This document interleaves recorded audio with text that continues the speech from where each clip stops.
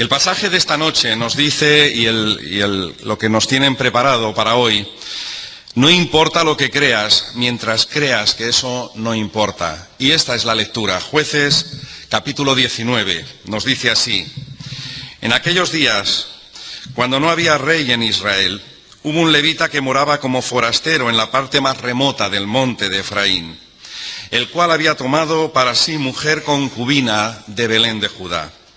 Y su concubina le fue infiel, y se fue de él a casa de su padre, a Belén de Judá, y estuvo allá durante 4 meses, y se levantó su marido y la siguió para hacerla a volver amorosamente, y llevaba consigo un criado y un par de asnos, y ella le hizo entrar en la casa de su padre.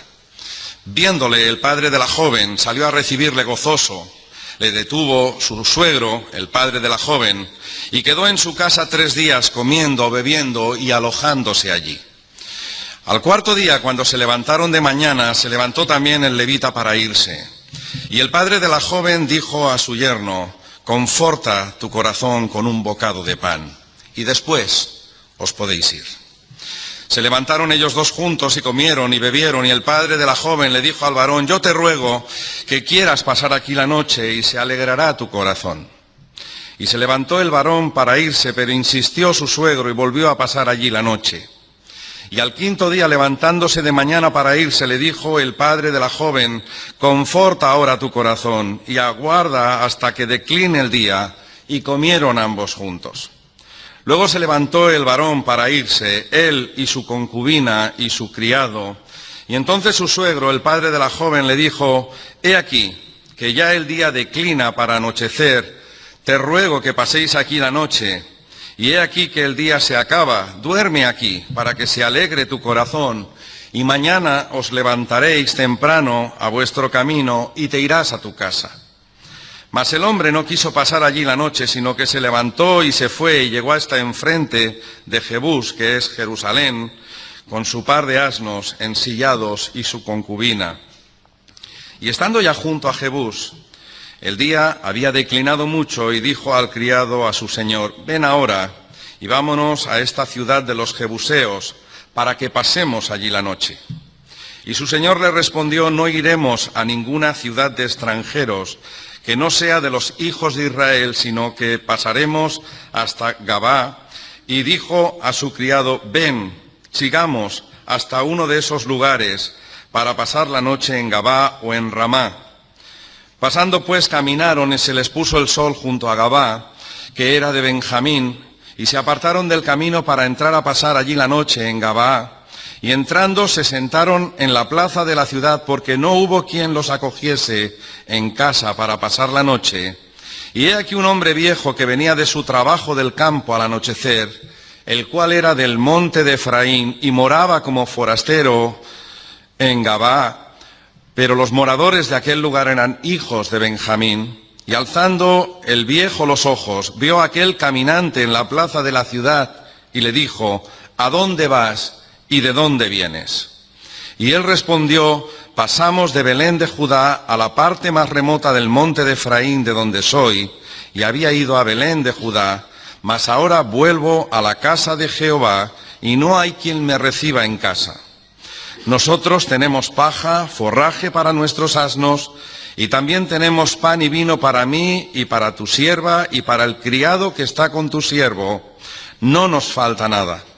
Y el hombre anciano dijo: paz sea contigo. Tu necesidad toda quede solamente a mi cargo, con tal de que no pases la noche en la plaza. Los trajo a su casa, les dio de comer a sus asnos, lavaron sus pies y comieron y bebieron.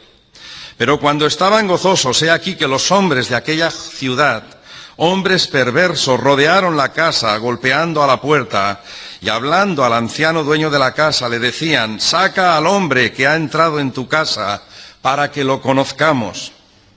Y salió a ellos el dueño de la casa y les dijo: no, hermanos míos, os ruego que no cometáis este mal, ya que este hombre ha entrado en mi casa, no hagáis esta maldad. He aquí mi hija virgen y la concubina de él, yo os las sacaré ahora, Humilladlas, haced con ellas como os parezca, y no hagáis a este hombre cosa tan infame. Mas aquellos hombres no le quisieron oír. Por lo que, tomando aquel hombre a su concubina, la sacó, entraron a ella, y abusaron de ella toda la noche hasta la mañana, y la dejaron cuando apuntaba el alba. Y cuando ya amanecía, vino la mujer y cayó delante de la puerta de la casa de aquel hombre, donde su señor estaba, hasta que fue de día. Se levantó por la mañana su señor, y abrió las puertas de la casa, y salió para seguir su camino. Y he aquí la mujer, su concubina, estaba tendida delante de la puerta de la casa, con las manos sobre el umbral. Y él le dijo: levántate, vámonos. Pero ella no respondió. Entonces la levantó el varón, y echándola sobre su asno, se levantó y se fue a su lugar. Y llegando a su casa tomó un cuchillo, y echó mano de su concubina, y la partió por sus huesos en 12 partes, y la envió por todo el territorio de Israel. Y todo el que veía aquello decía: jamás se ha hecho ni visto tal cosa, desde el tiempo en que los hijos de Israel subieron de la tierra de Egipto hasta hoy. Considerad esto, tomar consejo y hablad. Salieron todos los hijos de Israel, y se reunió la congregación como un solo hombre, desde Dan hasta Beerseba y la tierra de Galaad, a Jehová en Mizpa, y los jefes de todo el pueblo de todas las tribus de Israel se hallaron presentes en la reunión del pueblo de Dios, 400.000 hombres de a pie que sacaban espada. Y los hijos de Benjamín oyeron que los hijos de Israel habían subido a Mizpa, y dijeron los hijos de Israel: decid cómo fue esta maldad. Entonces el varón levita, marido de la mujer muerta, respondió y dijo: yo llegué a casa a Gabaa de Benjamín con mi concubina para pasar allí la noche. Y levantándose contra mí los de Gabaa, rodearon contra mí la casa por la noche con idea de matarme, y a mi concubina la humillaron de tal manera que murió. Entonces, tomando yo mi concubina, la corté en pedazos y la envié por todo el territorio de la posesión de Israel, por cuanto han hecho maldad y crimen en Israel. He aquí, todos vosotros sois hijos de Israel. Dad aquí vuestro parecer y consejo. Entonces todo el pueblo, como un solo hombre, se levantó y dijeron: ninguno de nosotros irá a su tienda, ni volverá ninguno de nosotros a su casa, mas esto es ahora lo que haremos a Gabaa. Contra ella subiremos por sorteo. Tomaremos 10 hombres de cada 100 por todas las tribus de Israel, y 100 de cada 1000, y 1000 de cada 10.000, que lleven víveres para el pueblo, para que yendo a Gabaa de Benjamín, la hagan conforme a toda la abominación que ha cometido en Israel. Y se juntaron todos los hombres de Israel contra la ciudad, ligados como un solo hombre. Hasta aquí la palabra del Señor en esta noche, y que Él la bendiga en nuestros corazones. Ya sin más, dejamos el púlpito para que el Señor lo use predicando lo que tiene preparado para cada uno de nosotros. El intelectual de origen judío, de una familia vienesa, pero que ha residido durante mucho tiempo en Estados Unidos y enseñado en las principales universidades americanas, George Steiner, que fue Premio Príncipe de Asturias recientemente en nuestro país, y es considerado probablemente uno de los mayores humanistas vivos que hay ahora al principio de este milenio, en el siglo XXI. Escribió un libro que son unas conferencias bajo el sugerente título de Nostalgia del Absoluto. Y en este libro Steiner hace su particular visión de la contemporaneidad de esta forma. Así escribe Steiner: las iglesias y corrientes cristianas organizaron en gran medida la visión occidental de la identidad humana y de nuestra función en el mundo. Y sus prácticas y simbolismo impregnaron profundamente nuestra vida cotidiana, desde el final del mundo romano y helenístico en adelante. Pero gradualmente fueron perdiendo el control sobre la sensibilidad y la existencia cotidiana. En mayor o menor grado, el núcleo religioso del individuo y de la comunidad degeneró en convención social. Se convirtió en una especie de cortesía, en un conjunto ocasional o superficial de actos reflejos. Ese decaimiento, dice Steiner, este agotamiento, que hasta tal punto llegó a afectar al centro mismo de la existencia intelectual y moral de Occidente, dejó un inmenso vacío. La historia política y filosófica de Occidente durante los últimos 150 años puede ser entendida como una serie de intentos más o menos conscientes, más o menos sistemáticos, más o menos violentos, de llenar ese vacío central dejado por la desaparición de la teología. Ese vacío, esa oscuridad, en el mismo centro, se debe a la muerte de Dios.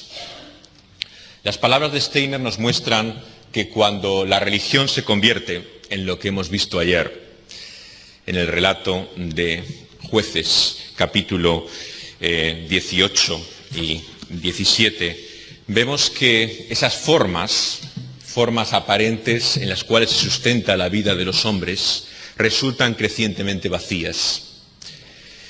Sin embargo, como este gran humanista Steiner ha comprendido, ese vacío tiene grandes consecuencias. El vacío, por un lado, aparece encubierto. Las formas religiosas, como contemplamos ayer, no desaparecen. Micaías y el culto que ejerce en su casa, los ídolos a los que sirve, parecen, como dice su propio nombre, contemplar que todavía hay alguien que es como Dios, como Yahvé, que es el significado del nombre de Micaías. Pero ese culto, en cierta forma, cada vez más se evidencia como vacío, como aparente. Es demasiado hecho conforme a la imagen y semejanza del hombre. Es, en definitiva, el culto y el servicio a un Dios a nuestra propia imagen y semejanza, que nosotros mismos formamos y creamos y utilizamos también, por lo tanto, a nuestro servicio. Y en ese relativismo que marca la religión de nuestro tiempo y que describe la inmensa complejidad de lo que ayer vimos que es hoy la espiritualidad, tenemos que entender que tiene grandes consecuencias a nivel práctico. Por un lado, ese relativismo parece invitar a la tolerancia, a la independencia, pero la realidad es que, como dice el título de esta noche, no importa lo que creas mientras realmente eso no te importe. Cuando te importa lo que creas, cuando tienes valores y principios, ves que inevitablemente ese mundo se va derrumbando, se va colapsando. Un historiador español en esta ocasión, Juan Carlos Fusi, que ha sido durante mucho tiempo el director de la Biblioteca Nacional, Fusi, ha descrito así el siglo XX que hemos dejado. En 1932, el filósofo alemán Karl Jaspers, dice Fusi, observaba que algo enorme le había ocurrido al hombre contemporáneo. La destrucción del principio de autoridad, una radical desconfianza en la razón, una total disolución de vínculos, hacían que todo pareciera posible. De hecho, a medida que el hombre avanzaba en el conocimiento, la vida se le hacía más complicada. A lo largo del siglo XX, aunque la religión siguiera constituyendo el fundamento de la vida de muchos pueblos y culturas, y probablemente una necesidad íntima para la espiritualidad de muchos hombres, los problemas teológicos, los dramas religiosos, la idea misma de Dios, fueron dejando de ser parte central de los debates relevantes de la humanidad.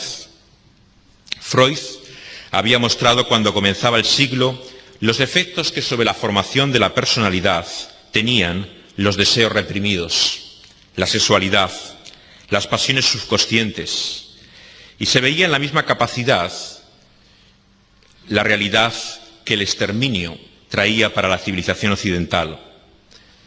En la raíz última de esa agitación, infelicidad y angustia del hombre contemporáneo, se presenta desde la física moderna un universo regido por la incertidumbre.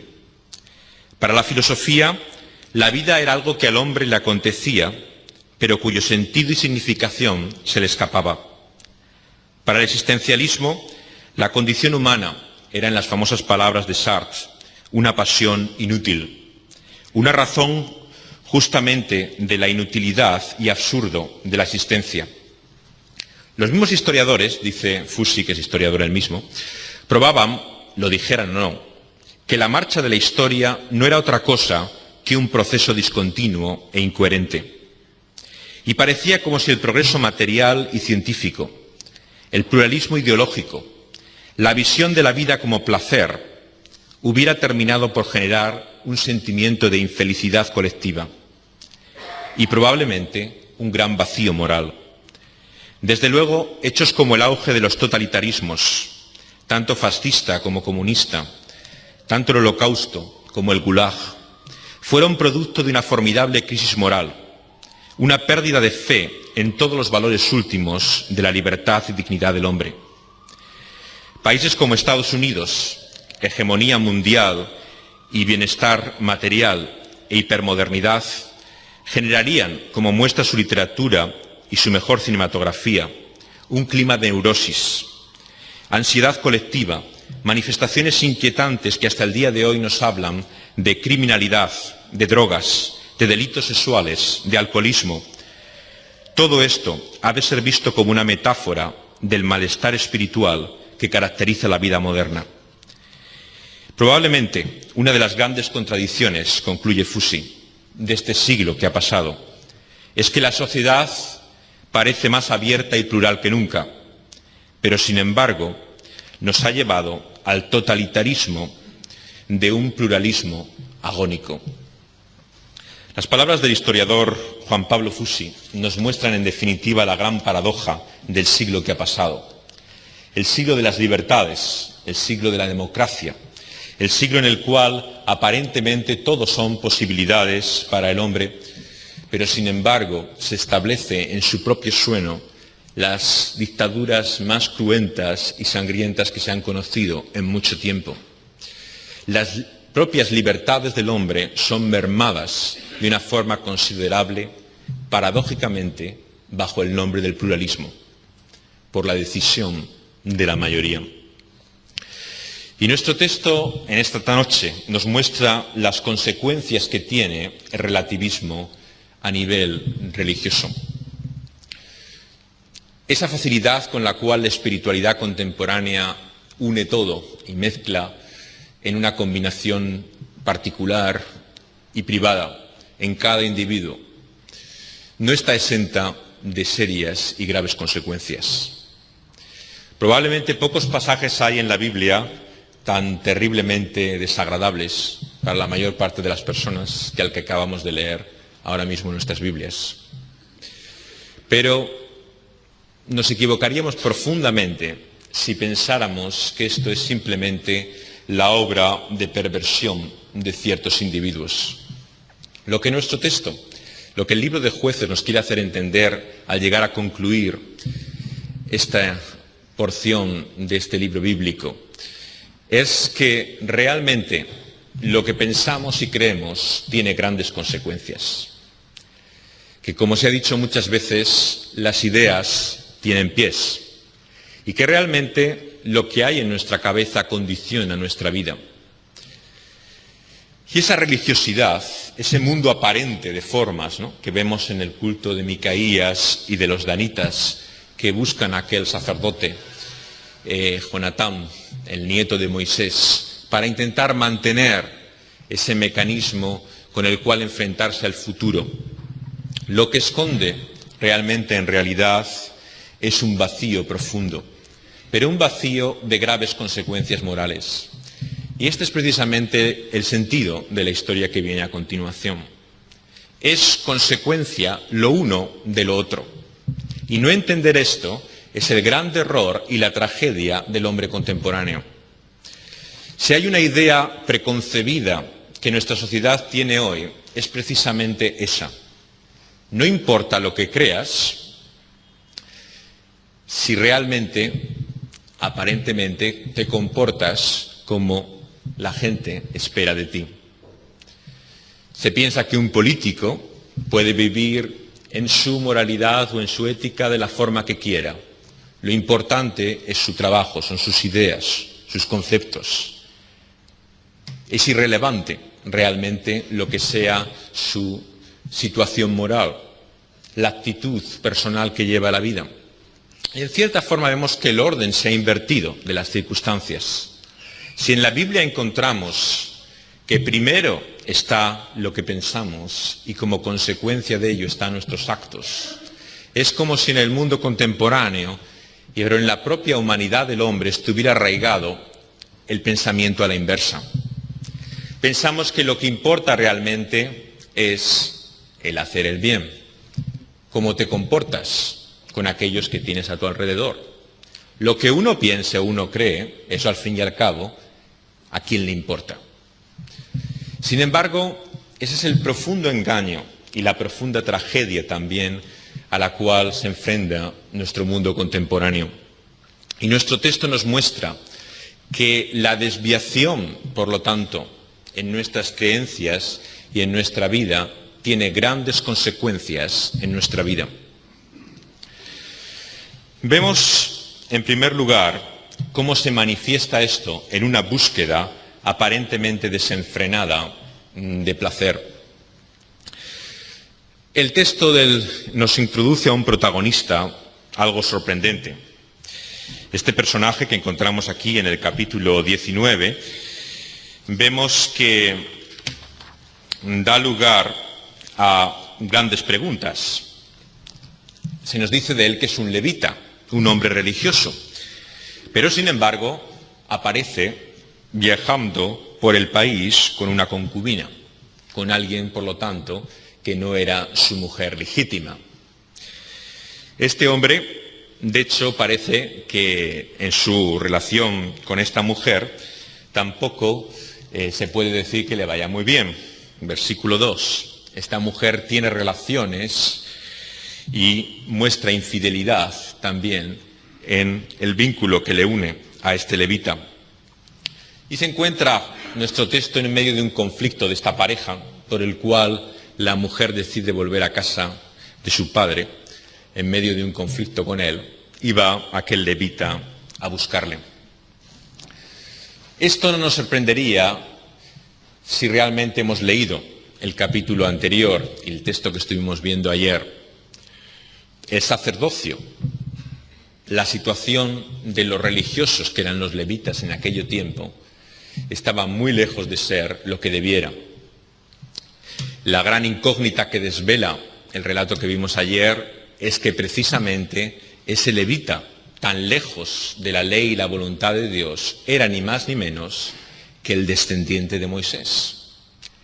Y solamente al final se reserva la identificación del personaje y nos quiere mostrar hasta aquí ha llegado lo que fue la revelación dada a Moisés, hasta esta oscuridad, hasta esta confusión.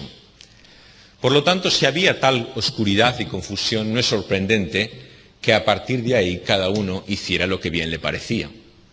Y aquel levita, por lo tanto, vivía con una concubina y la concubina tenía relaciones con otro hombre. Tienen un conflicto entre ellos y va a su busca. La aparente hospitalidad calurosa, oriental, ¿no?, que desvela el encuentro que tiene con aquel hombre en su casa, empieza a tomar un grado inquietante, ¿no?, a medida que se prolonga el tiempo. Se va haciendo cada vez más tarde, hay esa intención de levantarse y marcharse, pero hay como un signo de suspense, ¿no?, a medida que avanza la historia. Hay algo que parece impedir constantemente que salgan de esa casa, ¿no? Y es como si ese magistral narrador de este libro de Jueces nos fuera introduciendo una inquietud creciente a medida que leemos la historia. ¿Qué ocurre aquí? El hombre, en signo de hospitalidad, una y otra vez insiste, ¿no?, en que se quede un poco más, ¿no?, que ya habría tiempo para volver a su casa. Y poco a poco los vaticinios se van conformando hasta que inicia de un modo repentino el viaje, el levita y la concubina, y llegan a aquella ciudad ya al oscurecer. Pero antes de llegar a ella, vemos que tienen la oportunidad de haber ido a otra ciudad, la ciudad más conocida para nosotros en Israel, que es Jerusalén. Pero en aquella época, en la época de los jueces, Jerusalén no era un territorio en el cual vivía el pueblo de Israel, sino que estaba dominado y ocupado por otro pueblo, por los jebusitas. Era, por lo tanto, un territorio extranjero. Y ellos confiaban, por lo tanto, y esperaban que sería mejor una ciudad de gente de su propio pueblo que no tener que vivir entre extranjeros, que vete a saber lo que habría entre ellos.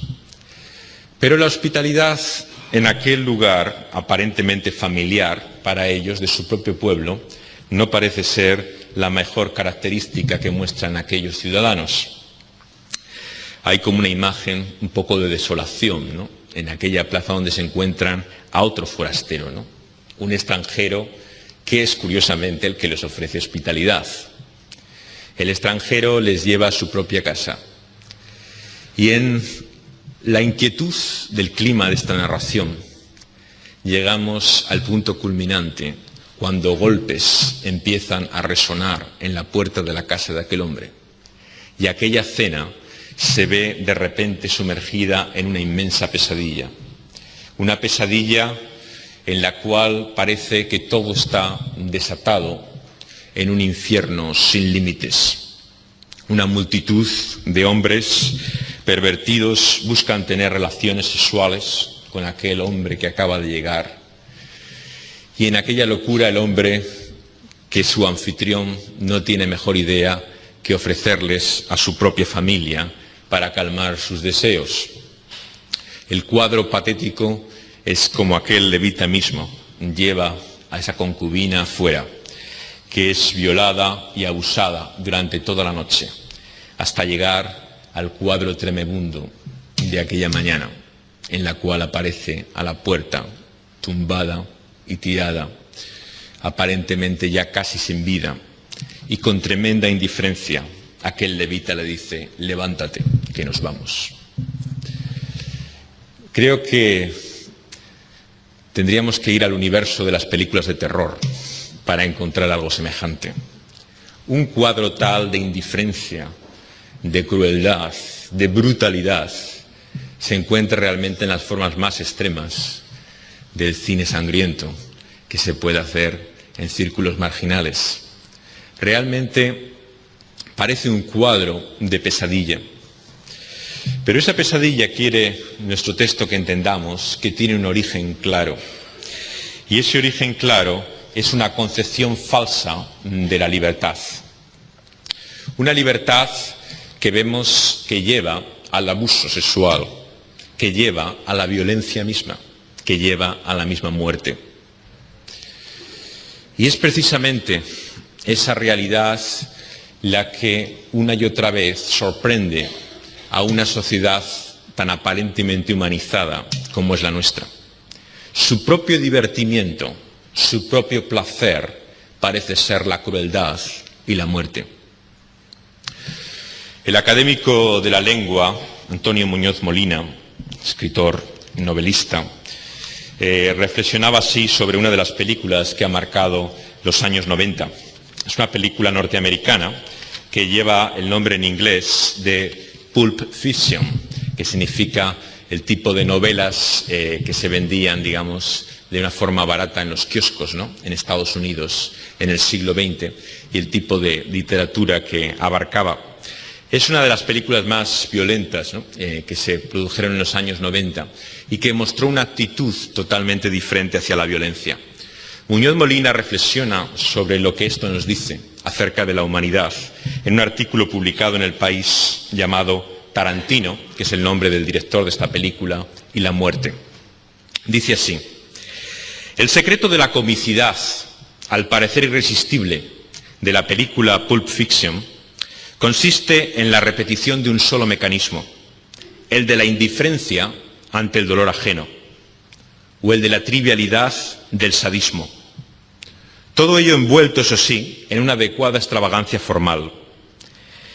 Ese mecanismo de legitimidad cultural disimula el vacío y vuelve respetable y sobre todo moderno la bazofia de lo sanguinario, la miserable pornografía puritana de la crueldad. En el cine donde yo vi Pulp Fiction, la gente se echaba a reír cada una de las 1200 veces que se oyen en la película la palabra maldito, o el conocido expresión malsonante de lengua inglesa. Pero las carcajadas arreciaban todavía más cuando alguno de los múltiples asesinos que animan la película mataba o torturaba a alguien sin darle importancia, charlando de sus cosas. Cuando sucedía alguna cosa atroz y los personajes la presenciaban con la misma indiferencia cretina con que miran la televisión rumiando comida basura, con la boca brillante de grasa, estallaban todas las carcajadas del cine. En Pulp Fiction da mucha risa el espectáculo, por lo visto, de víctimas indefensas, segundos antes de que la ejecuten sus verdugos. El aire casual con que se llevan a cabo estas tareas. En Pulp Fiction hay un retrato de la realidad más acertada de la que sus multitudinarios defensores y sus 4 o 5 detractores pusilánimes están dispuestos a admitir. A las personas más al día les oigo decir que la violencia extrema de esta película es tan solo un chiste y que, por lo tanto, de puro ficticia, es inocua en su exageración. Pero basta mirar los periódicos para saber que eso no es así, que lo más común en todas partes es justamente la crueldad gratuita y sin límites. De modo que esas bromas, tan agradecidas por el público, tienen más o menos la misma gracia que los chistes de negros y judíos.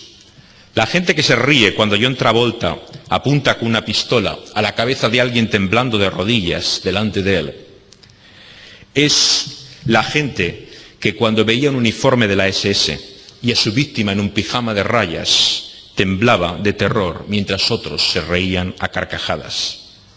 En Pulp Fiction no hay ni siquiera humor negro. Lo que hay es una inhumana falta de piedad o de compasión, o para ser más exactos, una incapacidad aturdida y embrutecida de comprender el dolor y por lo tanto de enfrentarse a él.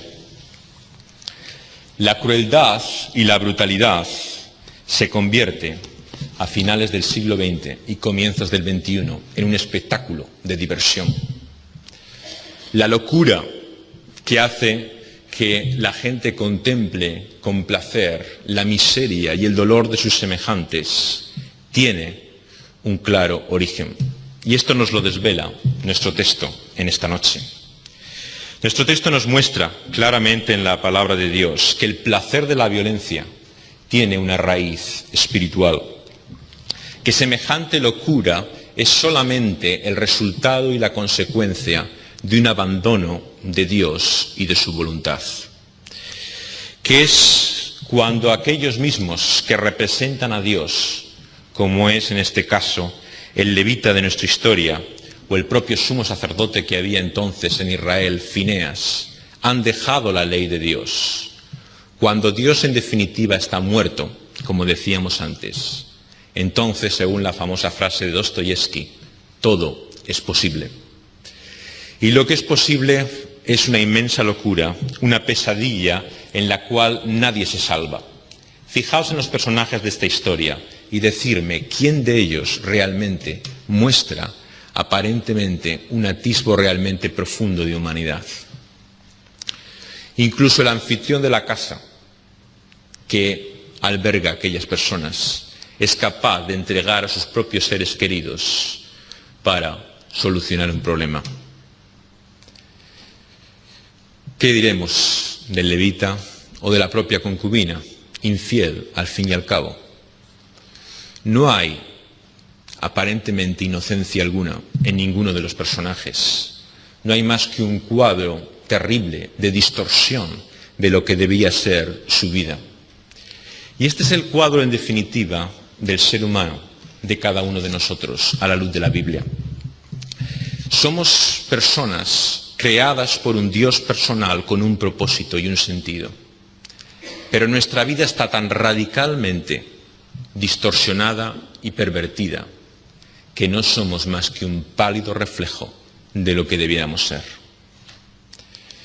El apóstol Pablo, escribiendo a los romanos al principio de su epístola, escribe sobre la realidad de esa criatura que es el hombre, hecha a la imagen de Dios, pero que sin embargo ha preferido servir y vivir para cosas y personas creadas por ese Dios, no creadas precisamente siendo criaturas, las hace objeto de su culto y hace de la criatura el lugar que ha de ocupar el Creador en su mente y su corazón.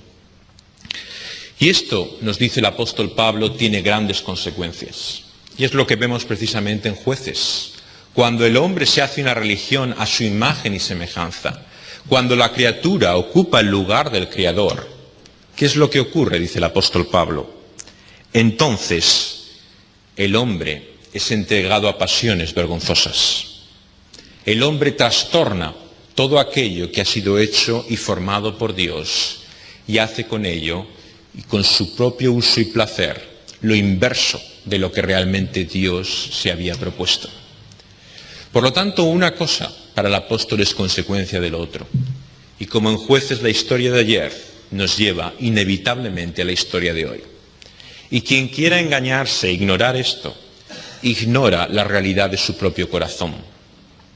Es precisamente porque nos hemos apartado de Dios y hemos decidido seguir nuestra propia voluntad, que nuestra vida también ha tomado la dirección de nuestros propios intereses, placeres y deseos, y por lo tanto se convierte en la ruina y miseria que en el fondo de nuestro corazón debemos reconocer que es.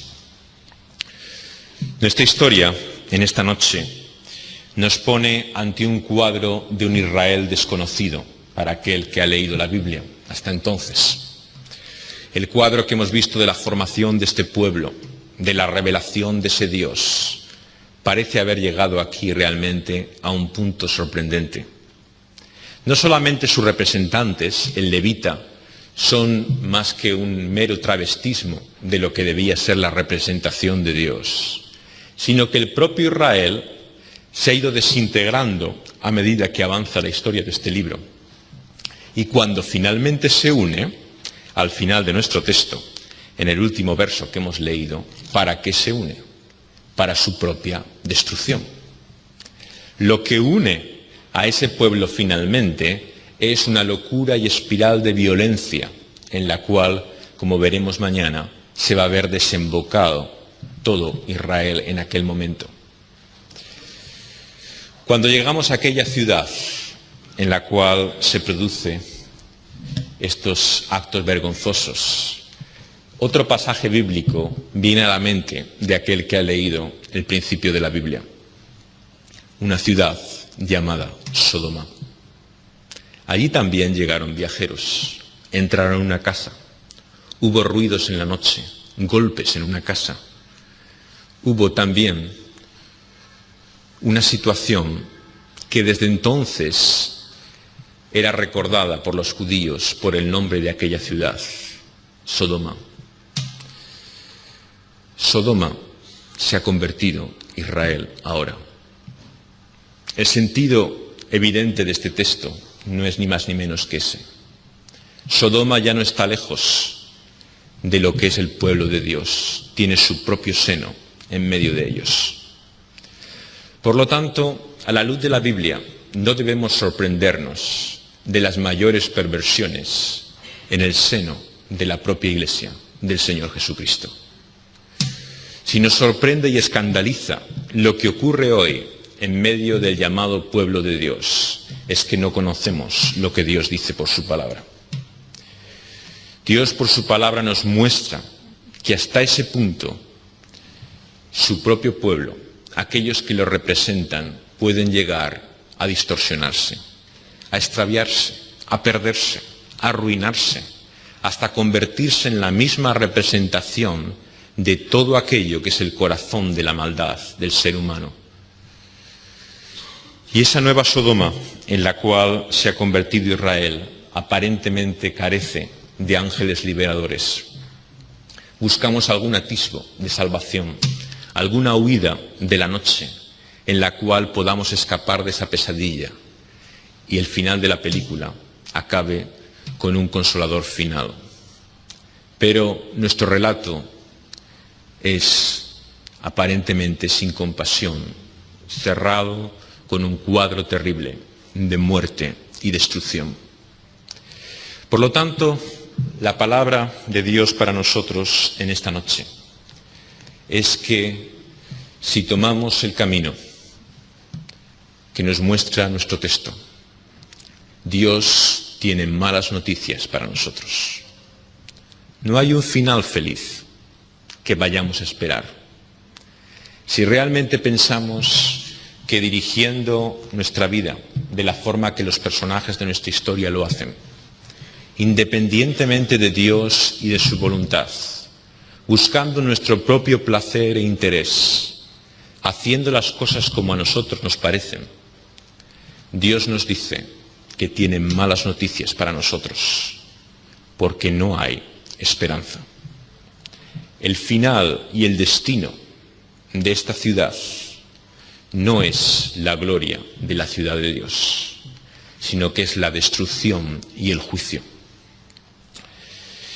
Y el apóstol Pablo nos muestra, por lo tanto, que la ira de Dios, dice al comienzo de ese cuadro del capítulo 1, versículo 18, se revela desde el cielo contra esa ciudad de los hombres, contra esa impiedad, desconocimiento de Dios, contra esa injusticia humana que detiene con injusticia la verdad de Dios.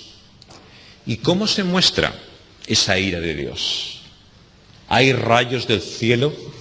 ¿Hay fuego y azufre que arrase la ciudad como en los días de Sodoma? ¿Viene realmente sobre la ciudad de los hombres hoy, como en los días de los jueces, una señal de ese juicio divino? La palabra de Dios nos muestra, en las palabras del apóstol, que se muestra de otra manera. La ira de Dios se revela hoy, ya no como en los días de Sodoma, haciendo caer el fuego divino. Nos dice que la ira de Dios se muestra precisamente en que el hombre, habiendo conocido la voluntad de Dios y cómo debiera vivir, al haberse entregado a la inmundicia, a las concupiscencias de su corazón, al deshonrar su propio cuerpo, al cambiar la verdad de Dios por la mentira y al honrar y dar culto a las criaturas, es entregado, dejado a su propio camino. Por lo tanto, la ira de Dios no la encontramos hoy en nuestra ciudad de los hombres por medio de señales prodigiosas que caigan del cielo en un fuego destructor, sino que Dios muestra su ira precisamente dejándonos nuestro camino. ¿Por ahí quieres ir? Pues sigue tu camino. Por lo tanto, las malas noticias que Dios tiene para nosotros serían precisamente que Dios nos dejara en el camino que estamos ahora. Si realmente nuestra vida no cambia, si seguimos pudiendo hacer lo que queremos hacer y seguimos de acuerdo a nuestra voluntad, a nuestra manera, es que la ira de Dios está sobre nosotros, es que el juicio de Dios ha caído sobre nosotros. Por lo tanto, si hay algo que debiéramos aterrarnos con ello en esta noche, es precisamente que esta palabra de Dios no cambiara nuestra vida, que realmente Dios no irrumpiera en medio de nuestra existencia y no produciera cambio alguno. El mundo, por lo tanto, y nosotros vivimos confiados, lejos de Dios, pensando muchas veces que realmente nuestra vida, lejos de Él, no tiene consecuencias. Nos hacemos la ilusión que siempre vamos a poder seguir así, que esa ira de Dios que creen los creyentes que puede haber sobre la humanidad, nunca la veremos manifiesta. Pero el Señor Jesús, cuando estuvo entre nosotros, tuvo unas palabras solemnes de advertencia.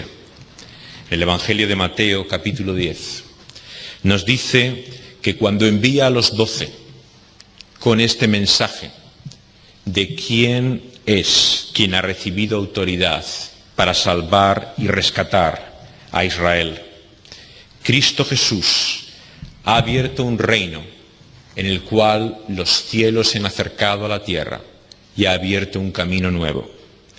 Y envía ahora mensajeros, los 12, que vayan por las ciudades de los hombres y anuncien este mensaje.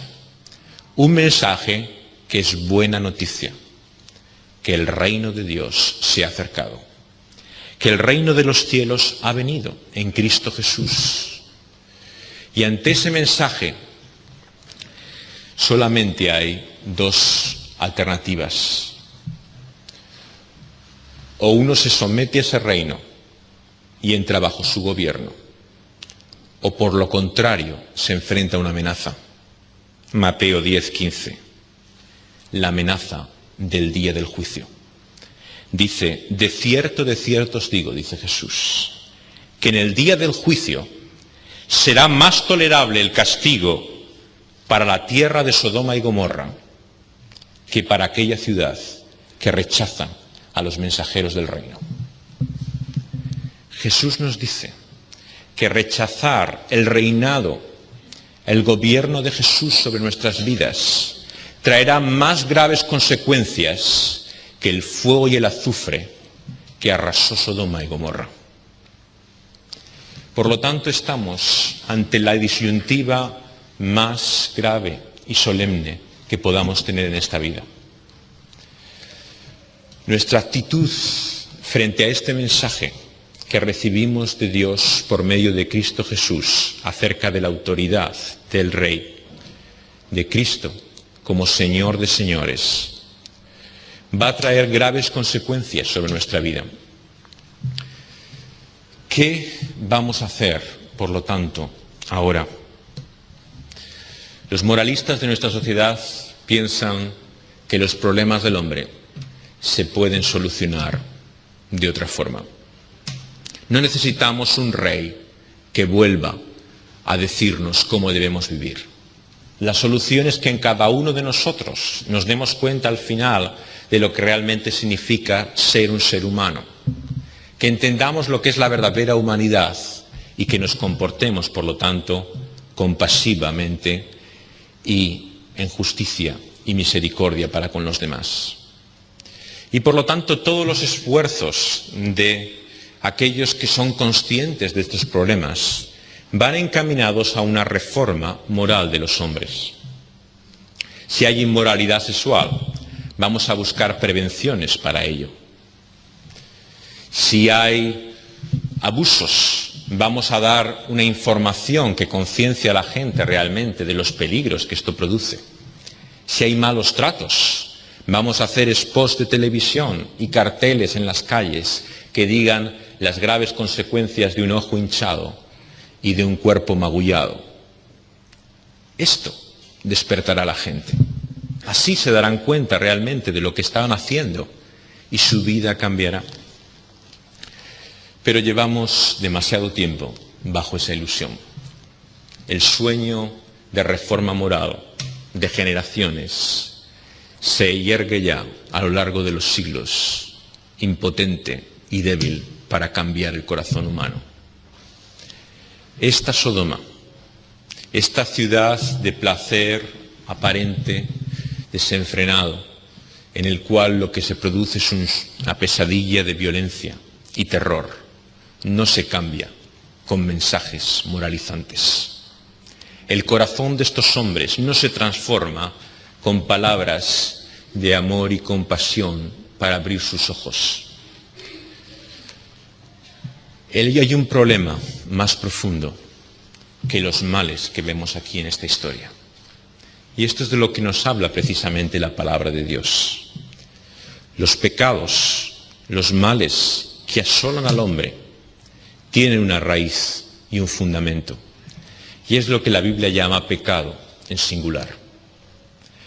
Cuando los religiosos de la época de Jesús le decían a Jesús qué hacía él respecto a los males de la humanidad, qué programa de reforma moral venía a traer él para cambiar al pueblo al cual había venido, Jesús les habla de que hay algo que contamina al hombre.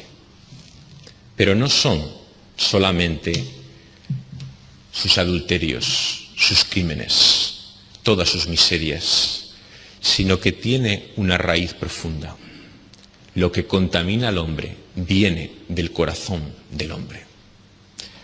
Y por lo tanto, cuando vemos solamente los males, los problemas, reducimos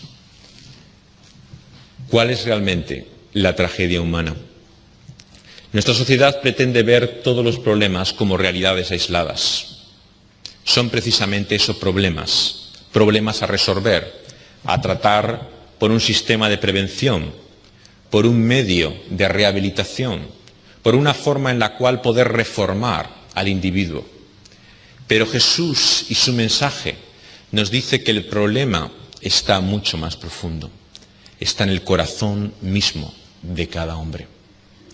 Y por lo tanto no necesitamos una reforma o una limpieza, necesitamos un trasplante, un nuevo corazón, una nueva vida, un nuevo nacimiento.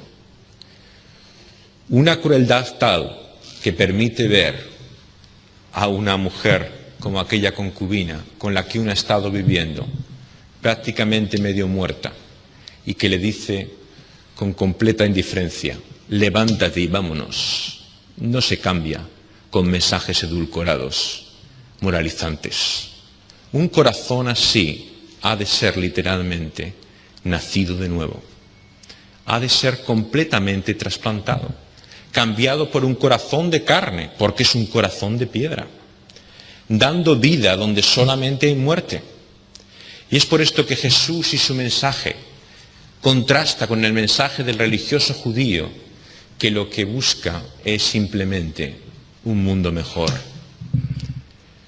Jesús no busca gente buena, Jesús quiere hacer gente nueva. Y esto realmente lo que choca una y otra vez a la religión de su tiempo con el mensaje de Jesús. Su radicalidad va a la raíz misma del problema. Él dice una y otra vez que no hay más solución para el problema del hombre que un volver a nacer, que un comienzo nuevo que de arriba transforme toda nuestra vida.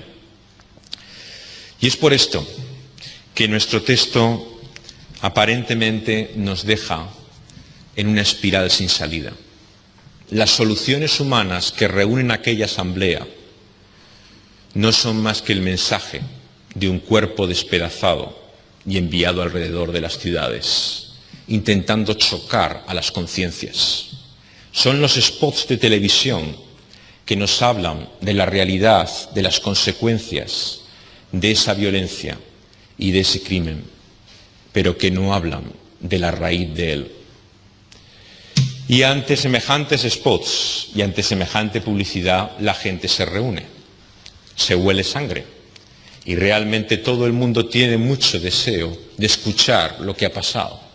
Y unidos como un solo hombre, se reúnen en la asamblea al final de nuestro texto, buscando una salida. ¿Y esa salida cuál es? Una nueva espiral de violencia. Arremeterán no solamente contra aquellos que han hecho ese mal, sino incluso, como veremos mañana, contra sí mismos, contra su propio pueblo. Y esta realmente las soluciones que el hombre ofrece. Una espiral sin salida, un círculo ciego y cerrado que no nos lleva a ninguna parte. Por lo tanto, la única solución que tenemos a la luz de la palabra de Dios es reconocer nuestra incapacidad, nuestra frustración completa, nuestra total impotencia para poder cambiar nuestra vida. Solamente cuando venimos ante ese Dios y reconocemos que le hemos dado la espalda, que hemos seguido una vida lejos de Él y que ahora no podemos hacer nada con ella. Estamos ciegos, esclavos, impotentes, débiles y siquiera con apenas signos de vida, como muertos espiritualmente. Quien viene así delante de ese Señor, que es Jesús, tiene la puerta del reino de los cielos abierta para él. El reino de los cielos se ha acercado precisamente para dar vida a ciegos, para dar libertad a cautivos, para sanar a aquellos que están enfermos espiritualmente hasta lo más profundo. El médico divino ha venido a buscar a aquellos que reconocen su mal y que acuden a Él necesitados de su sanidad. Por lo tanto, el mensaje de la buena noticia tiene una condición. Y esa condición, precisamente, es reconocer nuestro mal. Quien no reconoce su mal, quien sigue prefiriendo ver su vida como que no hay problema, como que realmente tiene el control de la situación y puede finalmente buscar la solución, está condenado a la espiral que vemos en esta historia. Sus propias soluciones no le llevarán a ningún sitio. Solamente el poder de lo alto, solamente el espíritu de aquel que ha dado la vida, volviendo a entrar en nuestra vida, puede cambiar las cosas, puede transformar nuestro corazón, puede hacernos nuevas personas. Por lo tanto, ¿qué vamos a hacer con una sociedad enferma? Le vamos a dar mensajes de ánimo, le mostraremos la gravedad de sus problemas, le diremos que se mire realmente y vea la situación en la que está. Le debemos decir sobre todo que la única buena noticia está fuera de ellos mismos. Un mensaje a una sociedad enferma que le habla solamente de sí misma, de un mundo mejor, del potencial humano, del corazón de oro que creemos que en el fondo el hombre tiene, va condenado a la completa frustración y fracaso de todos nuestros esfuerzos. La solución ha de venir de fuera de nosotros. Y por lo tanto el mensaje que ha de irrumpir y cambiar nuestra vida ha de ser un mensaje de arriba, de fuera de nosotros, que nos habla de realidades eternas, de un mundo celestial que ha irrumpido en nuestra vida, de poder sobrenatural, de un Espíritu de Dios capaz de cambiar y transformar las cosas.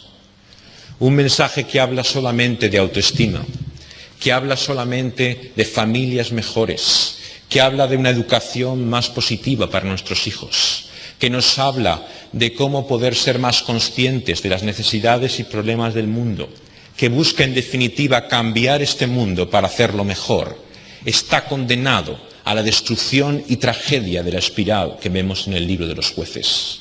No cambiará el mundo y por siglos llevamos una humanidad con sueños ideales de un mundo nuevo que nunca se producirá, que nunca ocurrirá, cuyo final y destrucción es la muerte, es el juicio de Dios mayor que el que vivió Sodoma cuando cayó el azufre y el fuego de los cielos sobre ella. Necesitamos un mensaje de arriba, necesitamos una palabra de Dios mismo, necesitamos el Espíritu mismo de Dios que transforme y renueve las cosas. Necesitamos no hablarle del hombre y de todo el corazón de oro que pretende tener, de cómo toda la gente es buena en el fondo, de cómo todos tenemos buenos sentimientos y solo es cuestión de escarbar lo suficiente para encontrarlos. Lo que necesitamos es enfrentarnos a ese Dios diferente, a ese Dios santo, a ese Dios que es totalmente otro, aquel que no se ha manchado ni contaminado, sino que en perfección y santidad vive como ninguno de nosotros ha vivido ni vivirá jamás. Aquel que viniendo a este mundo nos mostró lo que es la justicia, nos mostró lo que es la bondad y la misericordia, aquel que es el único justo y recto, aquel que es el único en definitiva, ante el cual todo hombre ha de considerarse en falta, deudor, necesitado, incapaz de compararse con Él. Solamente ante el mensaje de ese Cristo, de ese Dios totalmente otro, el hombre se humillará, reconocerá la realidad de su vida y se dará cuenta que sin Dios no hay salida, que no hay solución para nuestros problemas si el Espíritu de Dios no nos cambia. Quiera Dios que cada uno de los que estamos aquí en esta noche pueda reconocer así su vida delante de Él, pueda ver que no es digno realmente, no solamente de llamarse humano, sino de vivir como realmente debiera vivir, que realmente nuestro problema no es superficial, es grave y profundo, tan profundo que no podemos hacer nada con él. Pero la buena noticia es que lo que es imposible para los hombres es posible para Dios. Lo que nosotros no podemos hacer, Él lo ha hecho por nosotros. La vida que no podemos vivir, Él la vive por nosotros. La muerte de agonía, destrucción y desolación es vida en aquel que se entregó por todas nuestras miserias, todas nuestras rebeliones, todos nuestros pecados. En Él está nuestra única esperanza, nuestra única justicia, nuestra única santidad, la única vida realmente diferente que podemos esperar. Que vengamos, por lo tanto, a ese Rey de Reyes, a ese Señor Jesucristo, y humillados delante de Él, le digamos que solamente en Él tenemos esperanza. Solamente Él puede hacernos nuevos. Solamente Dios y su poder puede cambiarnos. Vamos a pedírselo así. Vamos a hablar con Él. Vamos a orar. Oh Dios, en esta tarde contemplamos una vez más el cuadro de desolación y angustia de nuestro mundo. La realidad de la vida humana lejos de ti y de tu voluntad. Un cuadro que acaba en pesadilla, que nos lleva a una espiral de violencia y destrucción, donde no encontraremos más que el silencio y la angustia. Padre, Señor, Creador de cielos y tierra, tú que nos has dado la vida, insufla tu vida nuevamente en nosotros. En Cristo Jesús, renuévanos y transfórmanos. Muéstranos aquel que vive una vida diferente a la que nosotros vivimos.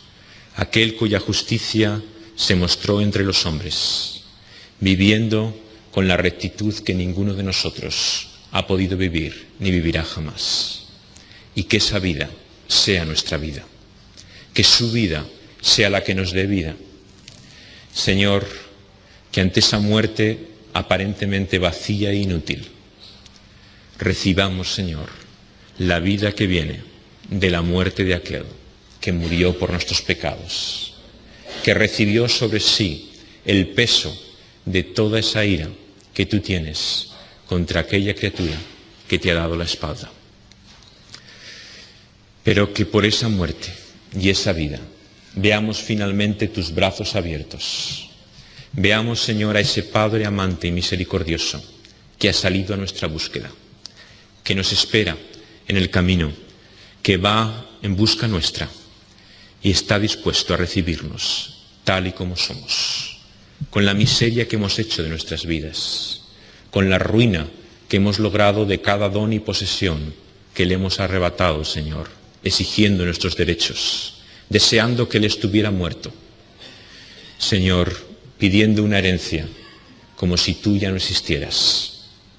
Padre, que humillados volvamos a ti en ese camino, que reconozcamos que nuestra vida ha sido hecha una ruina por nuestra culpa, que hemos dejado nuestra casa y estamos lejos del hogar y tenemos nostalgia del Padre que hemos abandonado. Y la sorpresa de tu palabra es que hay brazos abiertos esperándonos, una aceptación completa y total. Aquellos brazos clavados en la cruz reciben sin ninguna otra condición aquel que así vuelve a ti humillado. Padre, recíbenos por tu amor y misericordia, por la vida que nos has mostrado en tu Hijo amado. Amén.